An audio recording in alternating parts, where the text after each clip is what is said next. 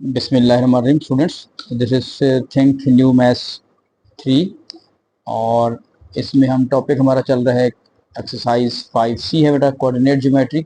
और आज हम इसका क्वेश्चन नंबर 7 जो है वो करने जा रहे हैं। इसमें आपके पास एक डायग्राम दी हुई है, that diagram shows the triangle A B C. आपको एक ट्राइंगल ए बी सी दी हुई है। इसमें आपके पास ए बी सी के कुछ वर्टाइसेस बेटा आपको दिए हुए हैं, ठीक है ना जी। तो हमारे पास जो है इसमें आप देखिएगा जो ए के वर्टाइसेस हैं वो 1 1 हैं, बी के जो वर्टाइसेस हैं वो 1 और 3 आपको दिया हुआ है।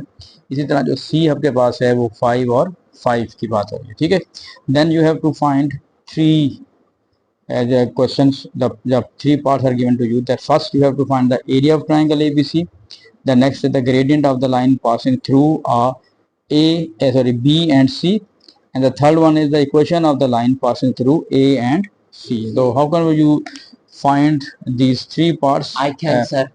Okay, we will try to solve together.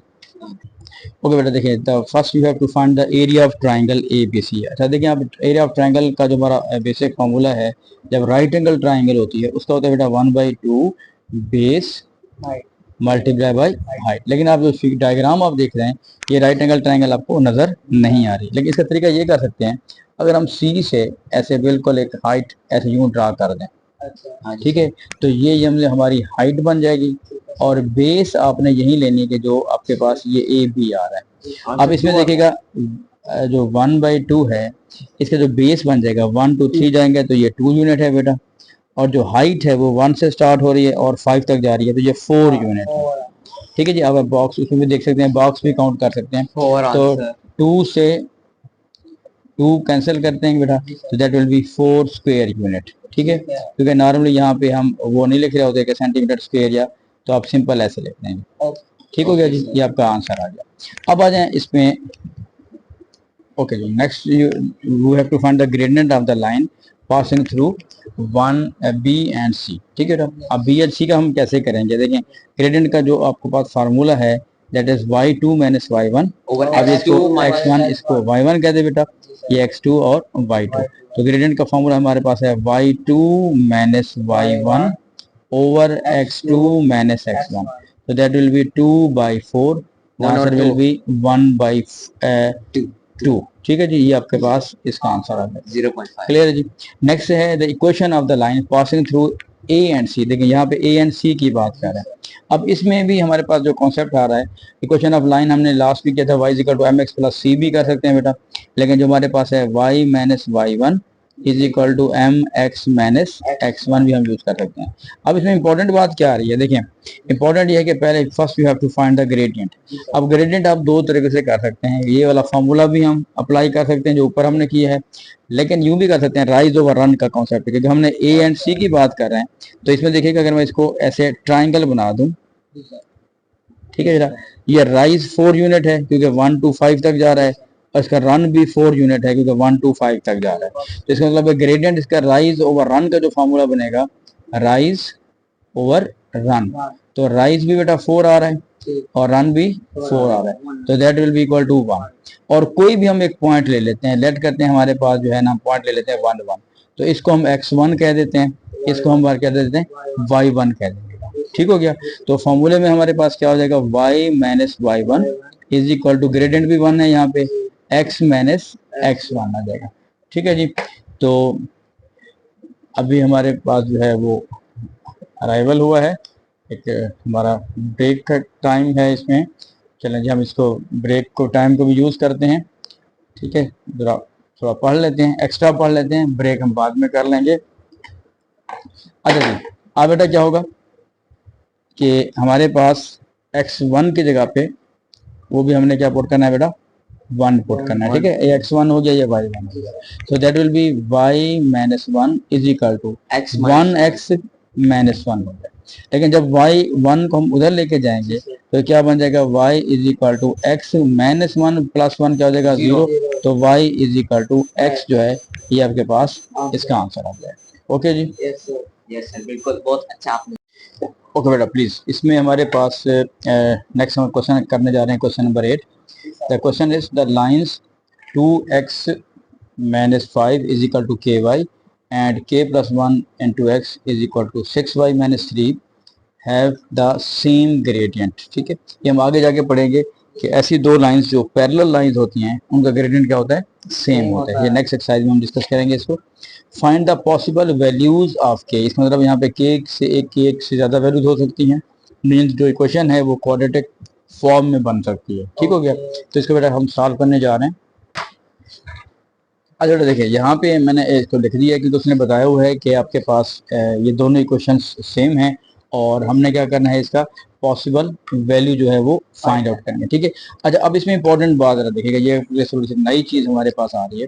एक तो ये है कि उसने कहा ग्रेडियंट सेम हो, तो ग्रेडियंट की जब हम बात करेंगे, ठीक है ना, जब ग्रेडियंट की बात करेंगे तो इसमें नॉर्मली हमारे पास दो टाइप अपने जहन में रखना है ग्रेडियंट के लिए। एक तो बेटा आपके पास है फार्मूला है कि जो हमने फार्मूला यूज़ किया था, फार्मूला कौन सा यूज़ कर रहे हैं कि y2 minus y1 over x2 minus x। ठीक है, लेकिन बाद का जैसे ऊपर आपका क्वेश्चन अब आ रहा है वो इक्वेशन दी हुई होती है, जब इक्वेशन दी हुई हो तो फिर हम ये फार्मूला इस्तेमाल तो नहीं कर सकते क्योंकि हमारे पास तो पॉइंट्स नहीं है। तो अब तब क्या करेंगे, तब हमारे पास कॉन्सेप्ट हम यूज करेंगे y is equal to M X plus C का। तो ज़ाहिर है जो कोफिशिएंट ऑफ x होगा that will be the gradient, बस ये कंसेप्ट ध्यान रखने का। ठीक है, अब आपके पास ये इक्वेशन दी हुई हैं, तो पहले हम इसको इक्वेशन को यूं सॉल्व करते हैं कि हम इसको y is equal to M X plus C की फॉर्म में लेके आते हैं। देखिए k से अगर हम डिवाइड करेंगे तो ये बन जाएगा y is equal to 2 by k x minus 5 by k, क्योंकि हमने k से दोनों तरफ डिवाइड कर दिया। इसको अगर मैं लिखना चाहूँ तो मैं यूं लिख सकता हूँ y is equal to 2 by k x और माइनस 5 बाई के। ठीक हो गया, इसको भी आपने अब ऐसे ही फॉर्म में करना है क्योंकि ये देखिएगा ये बन गई है y is equal to M X plus C का कॉन्सेप्ट है, तो इसमें ग्रेडियंट जो है m जो है वो ये होगा, m is the basically the coefficient of x, जो कोफिशिएंट ऑफ x होगा that will be the m। इधर भी हम ऐसे करते हैं, 3 को इधर ले जाते हैं बेटा, तो that will be k plus 1x plus 3 is equal to 6y, but we have to find the value of y। तो y के लिए क्या करते हैं, हम 6 को दोनों तरफ डिवाइड कर लेते हैं, तो क्या बन जाएगा बेटा k प्लस 1 अपॉन 6 और plus 3 upon 6 is equal to y। ठीक है, तो अब यहाँ पे 3 1 दर और 3 2 दर भी कर सकते हैं, लेकिन अगर मैं इसको दोबारा लिख दूँ y is equal to k plus 1 over 6 into x plus 1/2। अब इसका ग्रेडियंट क्या आ रहा है, ये आ रहा है क्योंकि y is equal to M X plus C वाला जो कॉन्सेप्ट आपके पास है, तो the coefficient of x is the gradient. इसका मतलब ये आपका अगर m1 हम कह देते हैं, ये आप क्या कह देते हैं बेटा, हम m2 कह देते हैं। अब given that the gradient are same, so यानी m1 is equal to m2, तो क्या बन जाएगा बेटा, अगर मैं इसको यूं लिख दूं कि 2 over k is equal to k plus 1 over 6, ये एक आपके पास क्या बन जाएगी, इक्वेशन बन जाएगी। ठीक हो गया जी। अब हम क्रॉस मल्टीप्लिकेशन कर दें इसको, 2 इंटू 6 और k को इसे मल्टीप्लाई कर देते हैं, k प्लस 1 हो जाएगी, this is cross multiplication. So that will B, अगर मैं इसको यहाँ पे लिख लेता हूँ, देखें पहले अगर मैं लिखता हूँ k स्क्वायर प्लस k, और अगर ये 6 2 12 है, इसको भी अगर इधर ले जाते हैं तो माइनस 12 इज इक्वल टू 0। हमने एक स्टेप जो है ना कम कर दी है। ठीक है जी, अब इसको फैक्टराइज करेंगे, फैक्टराइज जब ग्रुपिंग मेथड करेंगे तो k स्क्वायर प्लस 12 के पेयर बनाना है, 4k माइनस का 3k और माइनस 12 इज इक्वल टू 0 आ जाएगा। ठीक हो गया जी।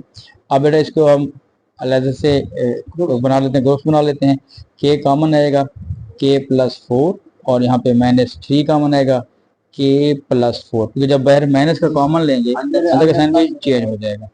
ठीक है बेटा, तो k प्लस 4 देखें आपके पास दोनों में आ रहा है, और ये स्टेप होता है कि ये शो करता है कि हमने सारा प्रोसेस ठीक किया हुआ है। अब k प्लस 4 एक दफ़ा लिखेंगे बेटा, और k minus 3 is equal to 0।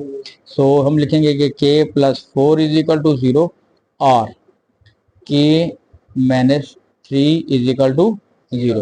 अब आपको देखें दो इक्वेशंस हमारे पास बन गई है। पहली इक्वेशन ये है k plus 4 is equal to 0, जब 4 को हम राइट पे ले जाएंगे तो k की वैल्यू आ जाएगी माइनस 4, इधर माइनस 3 है, इसको जब राइट पे ले जाएंगे तो k इज इक्वल टू क्या आ जाएगी 3। तो k की जो पॉसिबल वैल्यूज हैं वो आपके पास माइनस 4 और 3 हो सकते हैं।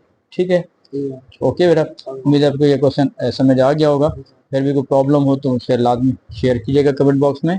Okay, thank you.